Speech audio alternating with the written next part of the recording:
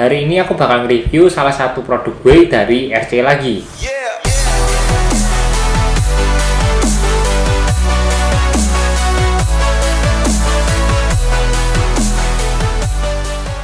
Nah, hari ini aku bakal review Proantium ini. Mungkin banyak banget dari kalian yang tanya bedanya dari Proantium sama King Whey ini apa sih? Nah, hari ini aku bakal coba jelasin di sini.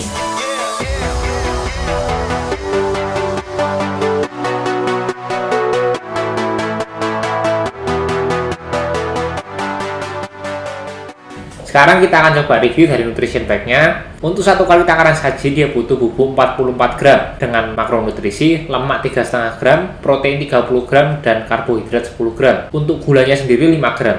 Jadi rasio proteinnya berarti 30/44, yaitu 70%.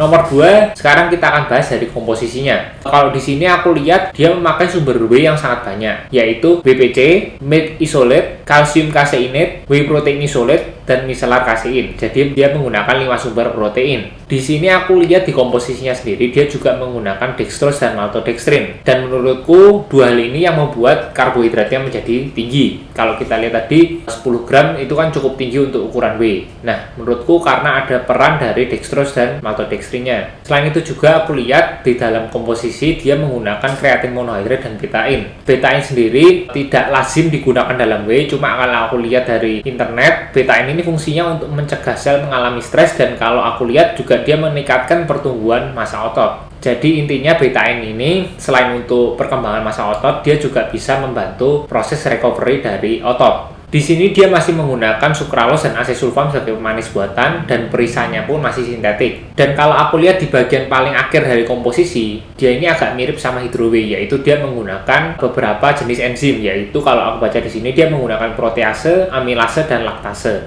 Jadi menurutku buat kalian yang alergi laktosa, karena sudah ada enzim laktasenya di dalam Proantium ini, harusnya buat kalian yang alergi bisa menggunakan Proantium ini. Nomor 3, sekarang kita akan bahas dari profil asam aminonya. Kayak King Whey, di sini sama sekali tidak dicantumin profil asam aminonya dan tidak disebutkan BCA-nya berapa.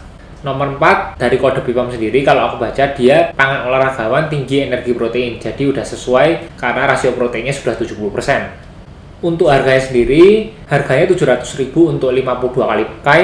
Berarti untuk satu kali serving dia butuh sekitar 13.460 rupiah. Dari harganya menurutku standar, nggak mahal, nggak murah. Mungkin kalau kalian bandingin sama whey lain akan kerasa mahal karena 13.000, tapi perlu diingat kalau protein per servingnya tuh 30 gram. Meskipun takaran sajinya besar, tapi tetap rasio proteinnya ketika kita hitung yaitu 70%. Jadi karena sendoknya besar, menurutku harganya standar, nggak mahal, tapi juga nggak bisa dibilang murah juga. Lalu selain itu, kalau aku lihat biasanya whey itu cenderung rendah karbohidrat, tapi kalau Proantium ini aku lihat dia cukup tinggi karbohidratnya karena ada peran dari dextrose dan maltodextrin yang membuat karbohidratnya besar. Jadi buat kalian yang pengen bulking, salah satu opsi yang menurutku cukup bagus bisa menggunakan Proantium ini. Selain itu juga untuk bahan-bahan yang tidak lazim digunakan dalam whey sendiri, aku lihat ada kreatin sama betain sebagai zat yang menurutku jarang digunakan oleh whey, tapi merupakan sebuah terobosan yang cukup unik yang dilakukan oleh Ronnie Coleman sendiri. Dari nutrition pack sendiri menurutku tidak ada yang aneh, perhitungan kalori sesuai, dan aku lihat kode BPOM-nya juga udah bener. Buat kalian yang pengen cari Proantium bisa langsung cari ke tokoku. Kalau aku sendiri dibandingkan dengan Proantium ini lebih prefer ke King Whey karena aku sendiri lebih suka rasio protein yang lebih tinggi. Selain itu juga King Whey ini kalau kita lihat harganya sedikit lebih murah dibandingkan dengan Proantium ini. Jadi kalau aku sendiri prefer ke King Whey. Sekian review dari saya, semoga bisa membantu. Dadah!